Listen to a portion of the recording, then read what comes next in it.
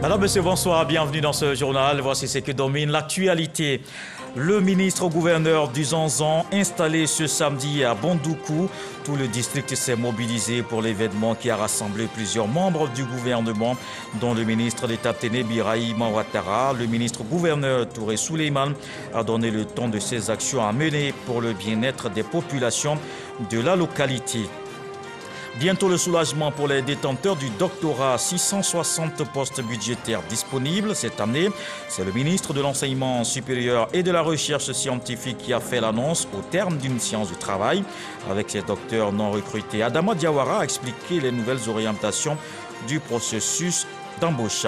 Puis le gouvernement poursuit sa politique pour l'amélioration des conditions de vie des populations. Les filets socio-productifs portent leurs fruits. C'est le cas dans le village de Kondoukro, localité située à Djibounois dans le centre du pays. Les activités génératrices de revenus ont permis aux coopératives d'enregistrer un bénéfice de 3 millions de francs CFA. Et puis les États-Unis ont ordonné le retrait de 160 soldats américains qui entraînaient les forces ukrainiennes pour les repositionner ailleurs en Europe. Pour le Pentagone, il s'agit justement d'un repositionnement qui ne constitue pas un changement dans la détermination à soutenir l'Ukraine. Faits et méfaits, douleurs, peines et joies au cœur de la vie de plusieurs couples et des relations humaines. Des alliances qui se font et défont avec des histoires aussi rocambolesques les unes que les autres. Ce roman est un condensé de sentiments qui s'entrechoquent sur l'autel de la jalousie, la trahison et la méchanceté. Cependant, des valeurs comme la tolérance, l'acceptation de l'autre, malgré ses erreurs, sont quasi présentes dans l'ouvrage. Je vous parle là d'un roman, le premier de Lucie Yaoké, Le Pardon, une thérapie, publiée aux nouvelles éditions Balanfront. Bonsoir, Madame Yaoké. Bonsoir, Monsieur Kolo. C'est depuis les années 90 que vous avez ce manuscrit, mais publié 30 ans après. Peut-être que vous attendiez la retraite pour commencer cette nouvelle carrière d'écrivaine. Le Dieu que j'adore est le maître des temps et des circonstances. Et je crois que c'est lui qui a voulu que ce soit maintenant que ce roman soit édité. D'accord, c'est un roman dont on parlera vraiment tout à l'heure. C'est dans une trentaine de minutes. Le pardon, une thérapie. Le temps de voir toute l'actualité. Et dans l'actualité ce soir, le ministre-gouverneur du district autonome du Zanzan, installé ce samedi à Bondoukou. Cette cérémonie placée sous le parrainage du Premier ministre, représenté par le ministre d'État, ministre de la Défense, Téné Birahima Ouattara. Le ministre-gouverneur Souleymane Touré s'est engagé à servir la cause du développement dans le Zanzan. Mahama Traoré. En provenance des 9 départements et 1092 villages que compte le district autonome du Zanzan, les populations ont massivement convergé ce samedi vers le stade Ali Timité de Bondoukou. Elles sont venues assister à l'investiture du ministre-gouverneur Souleymane Touré, mais aussi magnifier par la voix de leur cadre les actions de développement réalisées en leur faveur par le président de la République. C'est avec le président Alassane Ouattara que le district du Zanzan, Bondoukou et Bouna ont été définitivement rattachés au train du développement de la Côte d'Ivoire. Le royaume Bran et le royaume du Boukani, ainsi que l'ensemble des populations du district du Zanzan, lui seront infiniment et éternellement reconnaissants. Parce que, grâce à son action soutenue, notre région est sortie des oubliettes et se développe à grande vitesse. Malgré ces acquis, bien de défis subsistent. C'est pourquoi les populations attendent beaucoup de cette prise de fonction du ministre-gouverneur. Aussi, monsieur le ministre-gouverneur, cher aîné, comptons-nous sur votre leadership pour faciliter la mise en œuvre de toutes les actions de développement à travers la simplification des procédures, une accélération dans la réalisation des projets et programmes en cours, un démarrage de ceux déjà identifiés et une mise à disposition rapide des ressources. Promettant de répondre aux attentes placées en lui, Dr Souleymane Touré dévoile ce qui sera sa méthode de travail. Nos interventions reposeront sur des études prospectives qui permettront de faire le scanner de chaque secteur d'activité et de proposer des solutions innovantes et durables.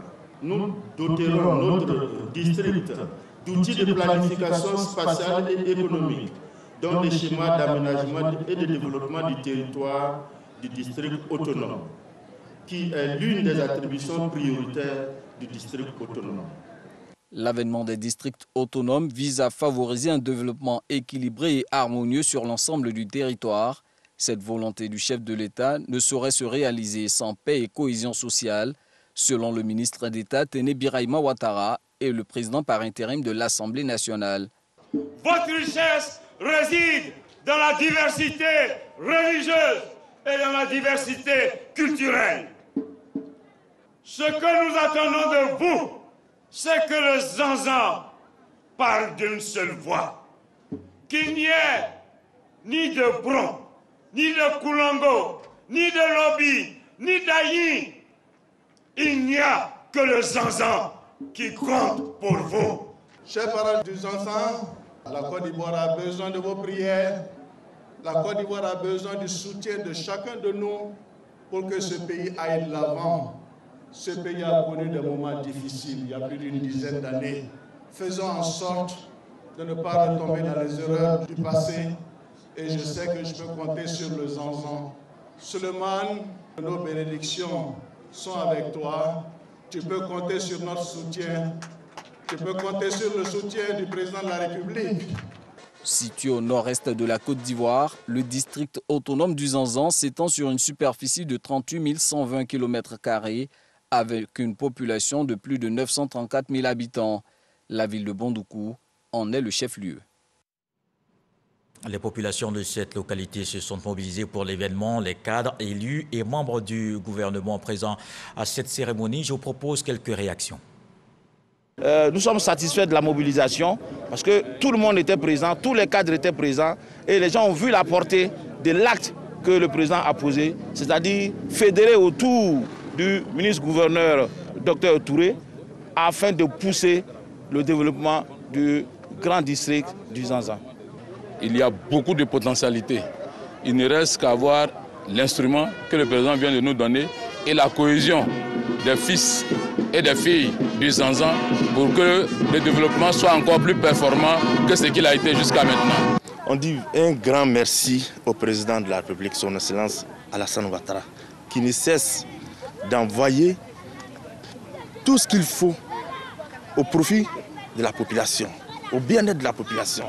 Il va falloir que nous, fils et cadres du district, nous puissions nous impliquer davantage pour expliquer cela, l'action que le ministre-gouverneur devra mener sur le terrain. Nous, notre rôle, c'est d'en appeler à l'esprit civique des jeunes et que chaque jeune comprenne qu'à travers lui, c'est le programme du président qui doit s'exécuter.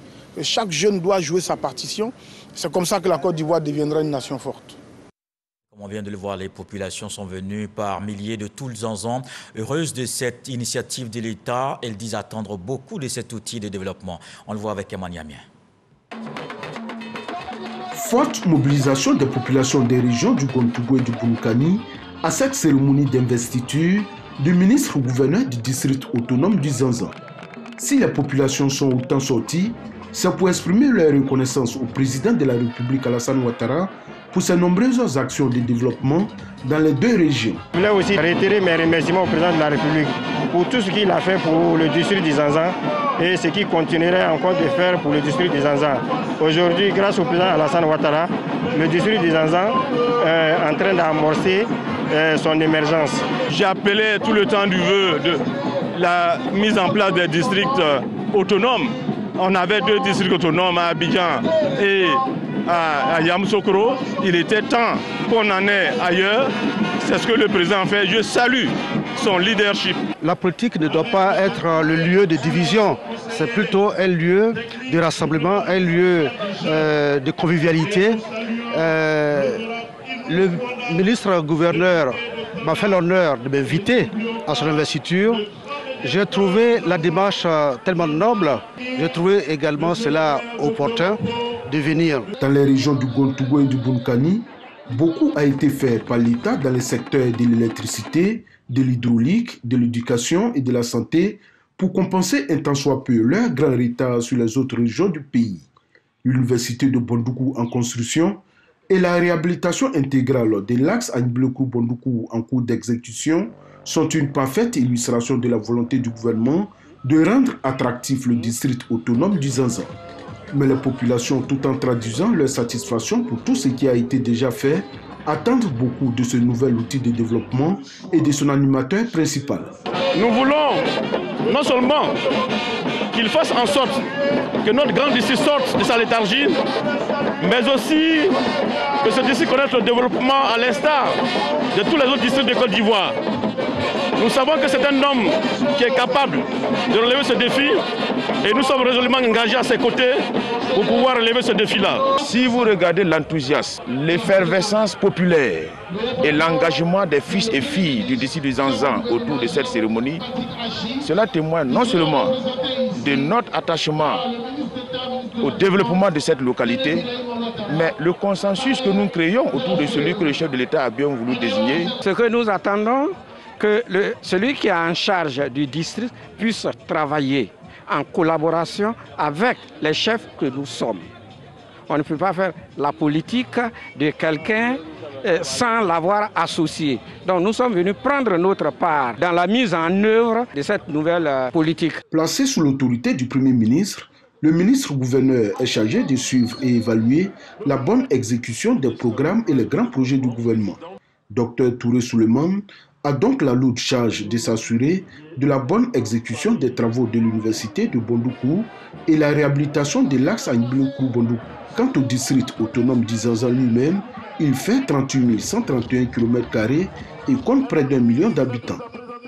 Bientôt une solution à ce problème. Échange entre le ministre de l'Enseignement supérieur et les titulaires d'un doctorat non recruté.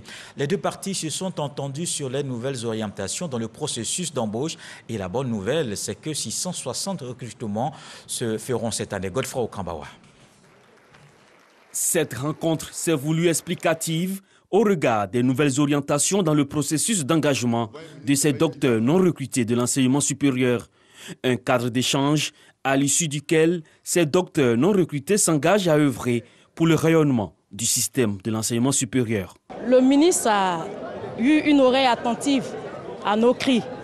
C'est vrai que tous les problèmes n'ont pas été abordés et n'ont pas trouvé solution, mais nous avons des acquis. Avec ces acquis, nous pouvons continuer le dialogue. Nous pouvons espérer encore plus. Nous sommes là dans le dialogue, nous sommes tranquilles. Nous allons tout faire pour que le ministère de l'Enseignement supérieur soit serein, pour qu'ensemble, on trouve une solution définitive à cette situation. Parce que dans la crise, on ne peut pas trouver les vraies solutions. Et là, tous les camarades ont compris qu'il faut se calmer pour trouver une solution définitive de cette situation. Et nous sommes heureux. Dans cette dynamique, la tutelle annonce 660 postes budgétaires à pourvoir au titre de l'exercice 2022. Le ministre Adama Diawara a rassuré sur la transparence. Le processus de recrutement. En l'occurrence, 450 postes en termes de recrutement nouveau et de contrat, ceux qui auraient dépassé l'âge d'entrée à la fonction publique, et 210 postes de glissement catégoriel pour ceux qui sont déjà fonctionnaires et qui ont obtenu leur doctorat. Cette année, nous allons faire en sorte que les choses soient jugées, en tout cas, un peu plus transparentes que ce qu'on fait d'habitude. Et c'est pour ça que j'ai dit que les jurys seront constitués de façon très transparente, avec si possible des membres du jury venant de l'extérieur pour étoffer les jurys, j'aurais dit, endogènes. Ils sont près de 3000, ces docteurs non recrutés qui attendent d'intégrer l'administration publique. La plupart d'entre eux sont issus des filières des sciences humaines et sociales. On s'intéresse à d'autres diplômés. Ils sont les premiers dans le domaine formés en Côte d'Ivoire. Des étudiants ont suivi tout le programme de l'INPHB au centre de formation au métier de l'aéronautique. Ils ont allié théorie et pratique pour un secteur aérien ivoirien qui vole plus haut. Les spécialistes ont reçu leur diplôme de master. Le reportage de Kader Sokodogo. Les premiers spécialistes en airline management formés en Côte d'Ivoire sont désormais aptes à exercer après 2 années de formation à l'Institut national polytechnique Félix Houphouët-Boigny, INPHB de Yamoussoukro. Cette formation est la volonté de cet institut et de l'École nationale d'aviation civile de Toulouse de donner un autre tournant à la Côte d'Ivoire dans le domaine. 25 auditeurs de Air Côte d'Ivoire, 3 de la Sodexam et 2 de l'ANAC. Ils sont au total 30 pionniers qui portent le label Made in Côte d'Ivoire. Ça a été 2 ans de sacrifice. Nous en sommes fiers en ces fins de parcours de recevoir nos différents diplômes. Et nous sommes disposés à mettre ces diplômes au service des différentes entreprises qui nous ont donné le bénéfice de participer à la formation. Une formation pilote qui se fait au sein de l'INPHB, qui reste finalement la première formation qui se fait au niveau du continent africain. Donc à partir de l'INPHB, à partir de Yamoussoukro, on a la possibilité d'être diplômé de l'École nationale d'aviation civile de Toulouse, basée en France. Donc c'est une belle réussite. Je remercie tous les acteurs de cette formation, à savoir l'équipe pédagogique, les responsables de l'ENAC ainsi que ceux de l'INPHB, qui ont su vous encadrer et vous motiver durant ces 2 années de classe. Le développement du secteur de l'aviation civile en Côte d'Ivoire doit se faire avec une ressource humaine de qualité répondant aux besoins actuels. Grâce à un premier partenariat entre Air Côte d'Ivoire et l'INPHB, 32 pilotes et 20 techniciens de maintenance aéronautique ont été formés sur le sol ivoirien. Avec ces nouveaux diplômés, le gouvernement tient certainement le bon bout. L'objectif du gouvernement ivoirien et du président de la République, son Excellence M. Alassane Ouattara, c'est de faire en sorte que la Côte d'Ivoire puisse être un hub puissant du transport aérien. Que la Côte d'Ivoire puisse disposer d'un centre de maintenance important, mais également que nous puissions donc avoir la formation au métier de l'aéronautique. La vision gouvernementale est claire. Arriver très rapidement à faire de Yamoussoukro la plaque tournante de la formation au métier aéronautique pour la Côte d'Ivoire et sa sous-région. La tribune du ministère de l'Emploi et de la Protection sociale est à sa 2e édition. L'invité était le ministre Adama Kamara, une occasion pour dresser un bilan des activités de son département et d'en définir les nouvelles orientations. On le voit avec Jean-Marc Diadji. C'est devant un parterre de journalistes et de directeurs de structures sous tutelle que le ministre Adama Kamara expose sur le bilan 2021 des activités de son département. Nous sommes au rendez-vous du MEPS. À cette occasion, il entretient d'abord son auditoire sur les avancées relatives aux politiques nationales en matière d'emploi, de travail et de protection sociale, les mesures incitatives, l'emploi pour tous, la création d'un régime complémentaire pour les 200 000 agents de l'État et la généralisation de la couverture maladie universelle sont entre autres les nombreux acquis. En 2021, grâce aux mesures incitatives à la création et au maintien des emplois, on dénombre la création de 116 883 emplois formels. La mise en place en 2019 du régime de retraite complémentaire par capitalisation. C'est le levier qui permet aux fonctionnaires de faire une cotisation à consommation différée et sécurisée dans un contexte de crise sanitaire liée à la pandémie. 2 85 301 personnes supplémentaires ont été enrôlées à la CMU, portant ainsi le nombre total d'enrôlés à fin décembre 2021 à 3 244 503 assurés. En termes d'orientation pour l'année 2022, le ministère de l'Emploi et de la Protection sociale envisage par exemple de promouvoir des emplois décents et multiplier les projets d'insertion en faveur des personnes vulnérables dans le pays. La création et l'opérationnalisation du Fonds pour l'insertion socio-professionnelle des personnes en situation de handicap. Ce fonds sera principalement alimenté par les contributions des entreprises qui ne respectent pas les quotas de recrutement des personnes en situation de handicap prévus par le Code du travail. L'insertion de 5 477 jeunes et personnes vulnérables dans les travaux à haute intensité de main-d'œuvre dans le cadre du dispositif de la plateforme de services. Des études sont en cours pour intégrer au panier de soins de la CMU certaines maladies chroniques touchant de plus en plus nos populations, tels que le diabète et l'hypertension artérielle. Les rendez-vous du MEPS, cette tribune trimestrielle est une opportunité pour les acteurs du ministère de l'Emploi d'échanger sur les problématiques relatives à leur mission et d'accompagner le programme social du gouvernement. Elles ont passé des dizaines d'années au sein du groupe RTI. C'est donc l'heure du départ à la retraite. 17 secrétaires célébrés pour tout le service rendu.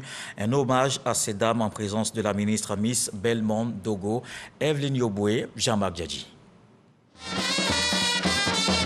Ambiance de jour de fête dans la cour de la RTI. Cet orchestre annonce l'arrivée de la ministre de la Solidarité et de la lutte contre la pauvreté. Miss Belmond Dogo vient accompagner la RTI qui célèbre ses secrétaires à la retraite de 2004 à 2021. Ce sont au total 17 secrétaires âgés de 62 à 72 ans. Une initiative de l'Association des secrétaires assimilés de la RTI, ASA RTI. C'est un sentiment de joie et de fierté. La retraite n'est pas une fin à soi. La retraite se prépare étant en activité. Je suis tellement content que je ne sais même pas quel mot il faut prononcer. Le mot retraite fait frémir certains, mais fait rêver d'autres. Une chose est certaine, nous y passerons tous. C'est une étape importante dans la vie de celui qui a exercé une activité professionnelle. Chers sœurs, sachez que nous avons gardé de beaux souvenirs de chacune de vous. Les actuels secrétaires n'ont pas manqué de soutenir leurs dévancières. Plusieurs responsables de la télévision étaient également à leur côté. Je voudrais, au nom de M. Fosseni Lambélé, directeur général de la RTI, féliciter nos valeureuses secrétaires qui ont assuré avec passion, dévouement, la mission qui leur a été assignée. La radio-télévision ivoirienne a bénéficié en effet de leurs compétences, leur savoir-faire et leur savoir-être. Elle mérite d'être célébrée. La ministre Miss Belmond Dogo a fait parler son cœur. Elle a offert des présents aux braves femmes avant de les féliciter pour le travail abattu. Consacrer plus d'une trentaine d'années de sa vie, c'est démontrer à quel point l'on a été si persévérant et si dévoué. Le sentiment d'avoir servi avec loyauté, fidélité et abnégation à ce poste, d'en être une mémoire vivante, doit vous rendre fiers et à juste titre.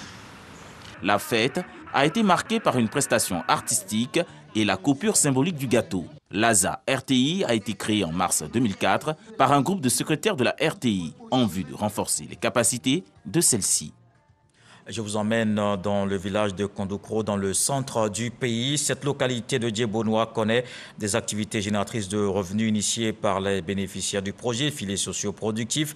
Le bilan de leurs activités coopératives relève un bénéfice de 3 millions de francs CFA. La ministre de la Solidarité et la lutte contre la pauvreté y a effectué une visite. Miss Belmond Dogo a félicité et encouragé ces dames à poursuivre leur initiative d'autonomisation. Bonois est la première étape de la tournée d'écoute et de réconciliation que vient d'entamer le ministre de la Réconciliation et de la Cohésion nationale. Kwadjo Konan-Bertin était dans cette ville de la région du Sud Komoué pour le début de cette mission au contact des populations, une approche qui vise à contribuer à la consolidation d'un climat apaisé. On le voit avec Abou Sanogo. Bonois, ville du département du Sud Komoué, située au nord-est du Grand Bassam. Bonois est le plus grand village abouré par la superficie et par la population. C'est dans cette ville que le ministre de la Réconciliation et de la Cohésion nationale, Kwadjo Konan-Bertin, a entamé une tournée d'écoute des populations. Après les civilités au sous-préfet de Bonois, Kwadjo Konan-Bertin s'est rendu à la cour royale. Moment de partage et d'échange avec le roi, la notabilité, les élus et cadres de la région. Depuis quelque temps, les nouvelles qui nous parviennent de Bonois ne nous rassurent pas. Qu'est-ce qui se passe à Bonois? Quelles sont les raisons qui expliquent les nouveaux comportements qu'on nous rapporte à Abidjan? Voir ensemble quelles sont les voies et moyens et les mesures à prendre pour redorer le blason de cette localité de Bonois. Le décor étant planté, place aux échanges qui se sont déroulés dans un bel esprit. Le peuple abouré a saisi l'occasion pour faire part de ses préoccupations et veut bénéficier des retombées de la croissance économique du pays. Il a réaffirmé son soutien au chef de l'État, Alassane Ouattara. Tout ce qui s'est dit, c'est à cœur ouvert, avec sincérité, avec loyauté. Et je crois que le ministre qui a écouté cela, qui a entendu les voix de ceux qui ont parlé ce matin, a dû se faire déjà une bonne idée. Moi, je pars de cette réunion très satisfait, très content parce que nos parents n'ont rien caché. L'objectif de cette rencontre est de redorer le blason de la ville de Bonoa. Je repars satisfait et j'ai entendu de belles choses. Bonoa m'a dit ne rien avoir contre le président de la République, Alassane Ouattara. Bonoa m'a même mis en mission pour que j'organise, je leur trouve une audience, un rendez-vous avec le chef de l'État. Ce que nous recherchons, c'est que la Côte d'Ivoire redevienne la Côte d'Ivoire d'hier, sur l'ensemble du territoire. Une Côte d'Ivoire paisible, un havre de paix.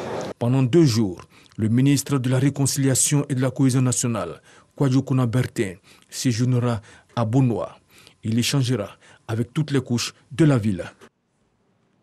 Et cet après-midi, un véhicule a perdu le contrôle sur l'autoroute dans le sens Adjamé-Yopougon.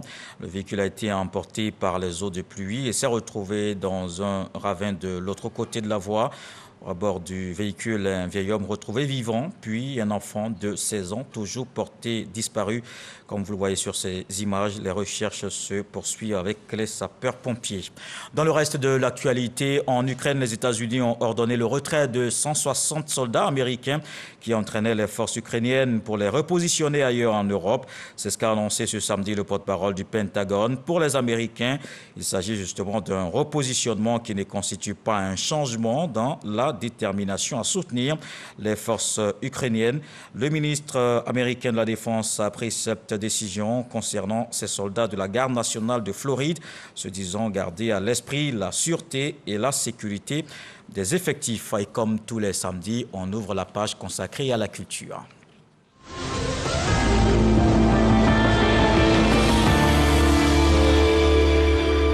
On commence avec cette mauvaise nouvelle dans le monde de la culture en Côte d'Ivoire. La musique chrétienne ivoirienne en deuil. Le chanteur Germain Caïpeu a rangé définitivement le micro. Hier vendredi, il a été victime d'un accident de la circulation dans lequel il a perdu la vie. Ses 18 ans de carrière soldés par cet album.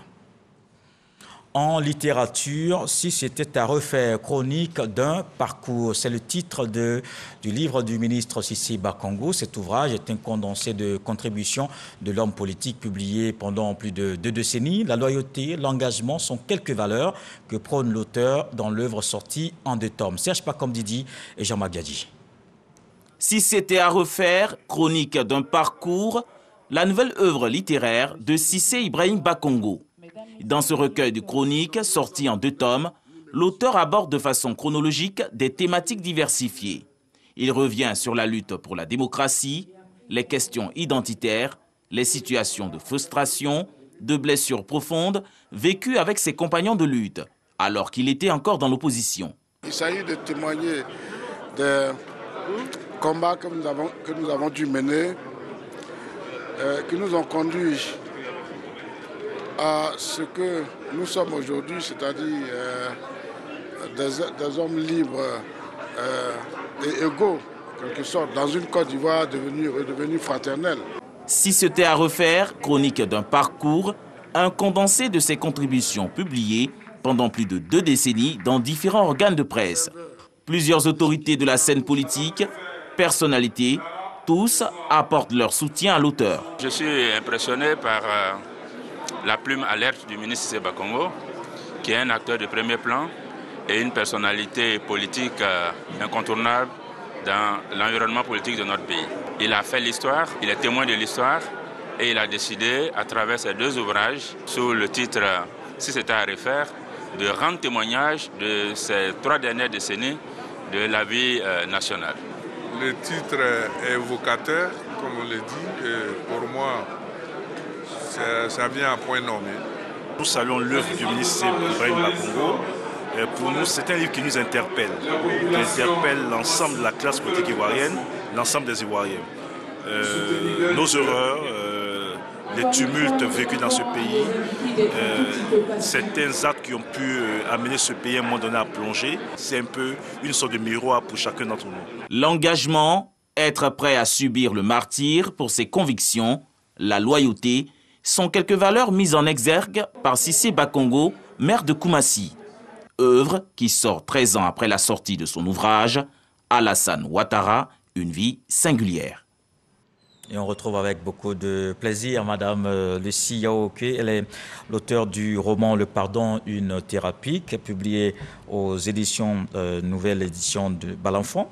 Dans cet ouvrage, vous évoquez des mots de la société, des mots d'hier, mais aussi d'aujourd'hui, la méchanceté, l'amour intéressé, l'irresponsabilité, oui, familiale surtout, l'exode, mais surtout le pardon qui est comme le maître mot de cet ouvrage, à l'image de Adjoa, qui, est-ce qu'on peut dire que c'est l'héroïne de ce livre? Vous l'avez dit, M. Kolo. Avant de continuer cet entretien, je voudrais véritablement remercier Dieu, le maître des temps, comme je l'ai dit tout à l'heure, celui qui rend ce moment possible. Effectivement, Adjoa est l'héroïne de l'ouvrage. Oui. Alors, elle qui a recherché, elle a vraiment beaucoup de qualités. Hein. Elle a recherché son mari en ville, alors qu'elle ne connaissait pas la grande ville, venue du village. Elle l'a retrouvé où? À l'hôpital. Très malade. Effectivement. Effectivement. Amoakon et Akissi avaient abandonné Adjoa au village. Et ils sont venus en ville. Et lorsque tout allait mal pour Amoakon, Adjoa l'a abandonné malade à l'hôpital. Et quand Adjoa a appris que son mari était malade à l'hôpital, elle a demandé l'aide de son papa et elle est venue à l'hôpital le rejoindre. Alors, il y a beaucoup de faits comme ça qui illustrent bien des qualités de Adjoa. Pour vous, c'est la femme idéale? Oui. Le pardon de Adjoa, c'est ce que nous devons pratiquer. Adjoa n'a pas voulu qu'on réunisse tout le village, les chefs et tout ça pour venir lui demander pardon. Malgré tout ce qu'Amoakon lui a fait, dès qu'elle a appris qu'il était malade, elle a demandé de l'aide à son papa et elle est venue. Et on a vu que c'est son arrivée aussi à l'hôpital qui a sauvé Amoakon. Effectivement. Et Amoakon sera très reconnaissant. On va le voir dans la suite. Mais le temps de regarder juste un petit résumé avec Serge Parcom Didi et Cheikh Koné. L'amour, le pardon, la sagesse, la patience et la persévérance sont les valeurs que prône l'ouvrage littéraire Le Pardon, une thérapie de Lucie Yaoke. Le Pardon, une thérapie est l'histoire d'Amoakon qui avait pour épouse Adjoa et Akissi. Akissi, la seconde épouse, était la plus choyée. Amoakon et Akissi laissent Adjoa au village pour aller vivre en ville. Tout est beau, c'est le parfait amour jusqu'à ce qu'Amoakon connaisse des difficultés. Akissi le quitte. Amoakon tombe malade. Par amour, Adjoa, la première épouse, rejoint son homme en ville, s'occupe de lui, se met à ses petits soins. Rétabli, Amoakon ne veut plus recevoir Akissi, sa seconde épouse, qui pourtant veut revenir. Fâchée, Akissi décide de se venger. Elle use de pratiques maléfiques. Mais sur conseil de Mami Apo, une sexagénaire, Akissi abandonne ses sentiments de représailles. Elle part demander pardon à Amoakon et à Adjoa. De là naît une véritable amitié, une complicité entre les deux ex-coépouses. À travers cette œuvre de 214 pages, l'auteur exhorte au pardon toutes ces personnes qui éprouvent la difficulté d'oublier le mal qu'on leur a fait. Alors, il y a donc surtout ce tournant très important quand Adjoa retrouve Amoakon, qui finalement est guéri. Les deux se retrouvent pour ne plus jamais se quitter. Est-ce qu'on peut ici dire qu'à quelque chose, malheur est donc bon? Effectivement. Effectivement, il a fallu que Amoakon soit dans cet état pour reconnaître que Adjoa est une femme de valeur. Oui. Alors qu'Akissi l'avait abandonnée, elle était partie avec son meilleur ami en plus. Si. Effectivement. D'accord. Mais je n'arrive toujours pas à comprendre justement l'attitude d'Adjoa qui est tout le temps surprise quand son mari lui fait beaucoup de compliments. Est-ce que ça s'explique cela? Oui. Parce que pour Adjoa, ce qu'elle a fait est naturel. En tant qu'épouse, c'est ce qu'elle devrait faire. Et donc, quand Amoakon lui propose une maison, ceci ou cela, elle se dit, mais non, ce que j'ai fait, je suis ton épouse, ce que j'ai fait, je devrais le faire. Donc, on sentait Amoakon vraiment très embêté. Parfois, il s'en voulait à la limite. Oui, parce qu'il sait ce qu'il a fait à Adjoa. Il sait ce qu'il a fait à Adjoa. Il sait que c'est vraiment intolérable, mais malgré cela, son épouse lui a pardonné ce qu'il lui a fait. D'accord. Et comme le ciel n'abandonne pas les hommes de bien, Adjoa hérite d'une fortune. Elle hérite d'une fortune qui va changer la vie de tout le couple. Est-ce qu'on peut dire que c'est à partir de là que tout le monde, finalement, dans l'ouvrage, va se reconvertir, entre guillemets? Oui, M. Kolo, vous l'avez dit, le pardon, quand on le pratique sincèrement, notre Créateur nous bénit. Qu'on soit musulman ou chrétien, le Créateur nous demande, je cite la sourate 42, le verset 5 qui dit, si vous me permettez, je vais le lire pour ne pas paraphraser. Oui, justement, pour ne pas aller aussi trop D'accord, loin. donc je vais prendre la deuxième partie, la partie B qui dit, Allah est certes le pardonneur, le très miséricordieux. Vous comprenez? Et quand on est chrétien, la prière que notre Seigneur nous a apprise, il dit, Père, pardonne-nous, parce que nous avons pardonné à ceux qui nous ont offensés. Dans ce cas-là, lorsqu'on Akissi pardonne... n'entendait pas ces deux prières-là, elle. Akissi en voulait tellement à Mouakon qu'elle allait à Toutaka pour attenter à la vie de Amouakon. Oui. Est-ce qu'on peut être aussi extrémiste? Il y a des personnes aussi extrémistes, malheureusement. Mais Dieu qui sait faire les choses a permis que Akissi rencontre une dame qui a vraiment du cœur, Mami Apo, qui a amené Akissi à comprendre que ce n'est pas nécessaire de rendre le mal par le mal. Il faut toujours pardonner. Akissi a compris cela et le Seigneur, effectivement, à la fin, l'a comblé. Et justement, j'ai bien aimé ce passage de Mami Apo quand elle parlait à Akissi. Elle dit, ma fille, tu sais ce qui me donne la joie de vivre? Effectivement. Et ce sont les rares moments de bonheur que je mets en valeur. Je ne parle que des moments heureux, faisant fi pratiquement de tout ce qui est difficile. Monsieur Kolo, vous savez que lorsqu'un homme vient vers vous, pour vous prendre comme épouse, il vous dit « je t'aime ». Ça, il ne faut pas l'oublier. Une fois, il vous a dit qu'il vous aime, il ne faut pas l'oublier. Il vous amène à la mairie, il vous épouse. C'est des moments, comme ils vont le célébrer bientôt, la Saint-Valentin. Valentin. C'est des moments qu'il ne faut pas oublier. Quand la tempête va venir, quand les malheurs vont venir, il ne faut vraiment pas oublier ces moments-là. Il faut les mettre en valeur. Donc on peut dire que vraiment la vie de couple, les relations humaines de façon très simple, ce n'est pas des moments de fleuve tranquille, il y a toujours des... Pas du tout. Il ne faut pas se leurrer.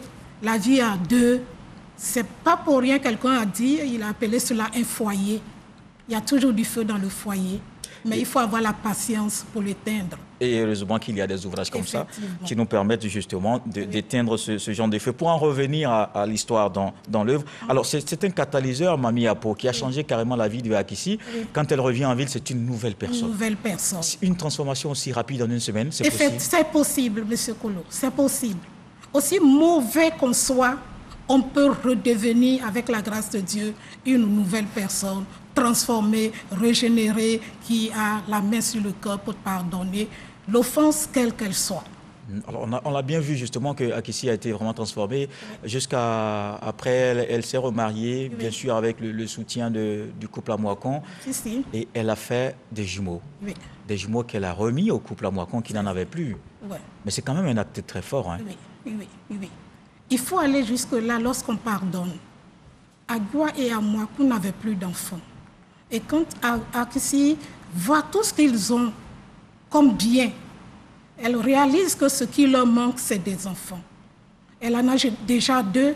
Elle dit à son mari, donnons nos jumeaux à Amouakon et à Adjoa parce qu'ils en ont besoin. C'est ça l'amour. Ça n'avait pas été facile parce que M. Timou ne voulait pas. Vraiment. Et oui, il fallait vraiment être soutenu par son épouse pour accepter un acte aussi bénéfique, un acte aussi valeureux. Alors, mais il y a une situation qui va se poser, c'est qu'on n'avait pas dit la vérité aux enfants. Oui.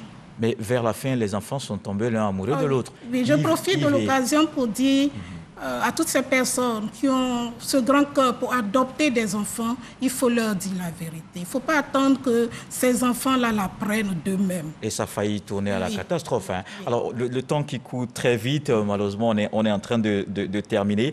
J'ai peut-être un dernier mot sur cette force du pardon, parce qu'on est à 2 jours, vous l'avez dit tout à l'heure, on est à 2 jours de la Saint-Valentin. Il y a peut-être un petit secret, juste un petit mot pour pour ce jour à venir, après-demain? Monsieur Kolo, c'est l'amour, tout simplement. L'amour. Il faut aimer l'être qui est en face de nous, de tout son cœur. Il faut aimer son voisin. Il faut aimer véritablement son frère, sa soeur. Il faut aimer tout le monde et pardonner. Le temps ne nous appartient pas. Il y a des gens qui disent « je pardonne, mais je veux prendre du temps ». Mais le temps ne t'appartient pas. Si tu pardonnes, il faut le faire. Je voudrais vraiment profiter de ce grand plateau, Monsieur Kolo, pour remercier Monsieur le ministre de la Communication. Très rapidement, oui. Oui. Monsieur le directeur général de la RTI, vous aussi, Monsieur Kolo, et profiter de ce grand plateau pour remettre ces trois ouvrages, un pour le président de la République, un pour la première dame et celui-ci pour le ministre de la Communication. Alors d'accord, donc j'imagine que c'est une demande d'audience en direct à la télévision, puisqu'ils ne sont pas là sur le plateau. Je serais vraiment heureuse de leur remettre. D'accord, le message sera très certainement entendu. Merci Madame Lucie Okié, l'auteur du livre Le Pardon, une thérapie, un roman qui est vraiment très facile à lire, très bien écrit, et c'est votre premier. Il y a d'autres à venir. On vous souhaite en tout cas une très bonne carrière dans l'écriture, dans ces ouvrages que vous allez certainement revenir ici dans la page culture pour nous en parler davantage. Merci beaucoup. Vous avez été l'invité de la page culture. Merci, à très bientôt. Kolo. Ce journal est terminé. Merci de l'avoir suivi. Retour de l'actualité 23h avec Abdoulaye Koné, s'inspirant de l'histoire contée dans cet ouvrage. Ce soir, le SAD nous apprend que bien qu'étant plus grand, le fleuve n'a jamais refusé les eaux de la rivière. Dieu le voulant, on se retrouve demain.